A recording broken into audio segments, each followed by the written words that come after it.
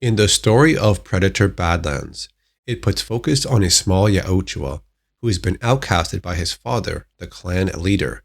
Dek is seen as the runt of the litter. He's looked down upon by others, just because his small size and being blind in one eye. But one member of his clan still has sympathy for him, his brother Kwei, who stands tall and strong. There would be a moment early in the story where the two brothers would duel, and after this, Kwei would speak to Dek, telling him to choose his target for his first hunt.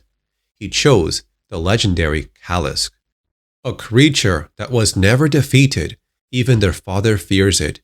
But unknown to Dek, his brother was given a mission by their father njohrr. Kwei was supposed to eliminate Dek, but he chose not to fulfill his mission. Njohrr would locate the brothers, and seeing how Dek was still alive, he would ask why the mission is not complete. Kwei tries to defend his brother, saying that he deserves a chance to hunt. But njohrr would not change his mind. He considers Dek to be the weakest member of his clan and wants to get rid of him. He would tell Kwei that Dek would only honor his clan in death. Njohrr would use a small device that would create this kind of chain or shackles of red lasers. These would hold down Dek and force him onto his knees. As Kwei would raise his sword, he chose to disobey his father and free Dek. This act of betrayal would not be forgiven by njohrr. Kwei would fight against his father to give Dek time to escape in the ship. Dek would watch his brother get put down right in front of him. His anger and emotional stress would fuel his mission: find the Kalisk, defeat the creature, and bring home the trophy, to win the respect of the others and take his place in the clan. When Dek arrives on Genna, the Death Planet, he's not sure what to expect. As he continues along with this mission, he must avenge his brother. Along his journey, he would lose his gear and weapons, limiting what he could use, but having his sword for most of the battles. Dek would find the upper body of a synthetic named Thea. He frees her, and she tells him where to find the Kalisk. The two of them would work together as they travel through Genna. Dek and Thea would combine their efforts as they encounter various creatures on Genna. Dek would encounter a small creature that Thea would call Bud. This little being would stick with them and help them in battle. There was a moment in the story when Bud would spit on Dek, making him part of their family or clan. The scent of Bud would stick to Dek. Dek would later learn that Bud is the offspring or the child of the full-grown Kalisk. But at some point, Dek would abandon Bud in the Rocky Mountains. As the creature was sleeping, Dek would walk away. In time, Dek would locate the prey he chose, but this creature towers over him. A similar tale of David versus Goliath, but despite being the smaller one, Dek's courage would push him on. Their battle would be legendary. Even with his small size, Dek was agile, ferocious, and determined. Near the end of the battle, Dek would cut its tail off, only to see the creature can regenerate its limbs and heal its wounds. This data is why the creature was considered unkillable. But despite the odds being against him, Dek would press on. He would manage to cut off the head of the Kalisk. But again, the creature would regenerate, heal, and reattach its head to the body.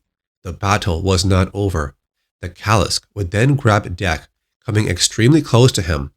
At this point, Dek's journey should end, but as the Kalisk smells him, the scent of something on his body makes the Kalisk hold back.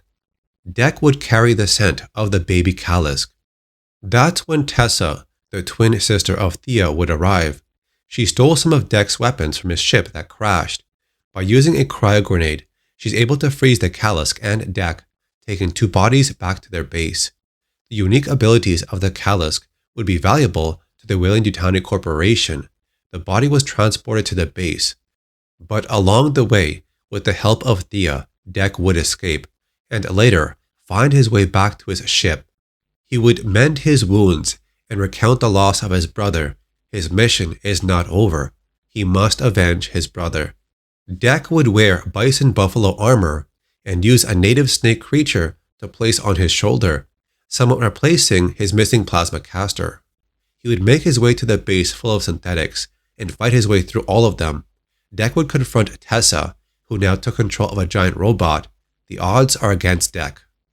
He would later find Thea, and their plan was to eventually free the Kalisk creature.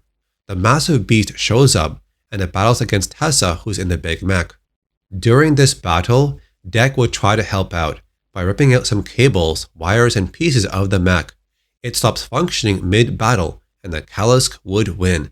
The next scene shows the Kalisk is reunited with its offspring. It also has a bonding moment with Dek, but this moment is short-lived, as the Kalisk is once again frozen by Thea. Then the body explodes, as Tessa is shown to have taken a plasma caster. This is a weapon that belonged to Dek, but Tessa found it when she found his ship. Tessa would then be defeated by Dek, and he then travels back to Yautja Prime to confront his father, Njohrr. He returned to claim his cloak. Dek would present the head of Tessa, the one who destroyed the Kalisk, but his father is not impressed. Njohrr would then command the other predators in the clan to eliminate Dek, but they are quickly beaten by the small yautja. The final battle is between father and son. Dek proves that it's not only strength that wins a battle, but how smart you can be. Njohrr would go invisible mid-battle. As Dek has no biomask, he cannot see him, so he turns on the engine of his ship, and dust fills the battlefield, revealing where Njohrr is. Dek would fight with great skill, and finds a way to defeat his father. He would win the battle, and finally avenge his brother Kwei, the brother who gave his life to save Dek. Bud, who now takes the role of the new Kalisk, is bigger than before. It bites Njohrr's head off. The final scene shows a Pred ship nearby watching over them. Dek would say, "That is his mother." The scene was only a few seconds, but I think the design of the ship had some features that are almost similar to the ship we saw in the animated movie Killer of Killers. So by the end of the story, I thought it was a great script. It told the story of a yautja who was outcasted by his own father because he was smaller and considered to be weak and useless within the clan. But after he lost his own brother right in front of him, he set on a mission to avenge him and prove to everyone in his clan that he was strong. During his time on Genna, he would meet Thea and also Bud. He would learn the value of teamwork. The story of Dek shows winning a battle is not always about size and strength, but also it's about your intelligence, your skill, and determination to overcome everything when the odds are against you. So that is the story of Dek and his hunt for the Kalisk on Genna. First hunt, last chance. Did you like the story? Tell me in the comments, and I'll see you on the next one.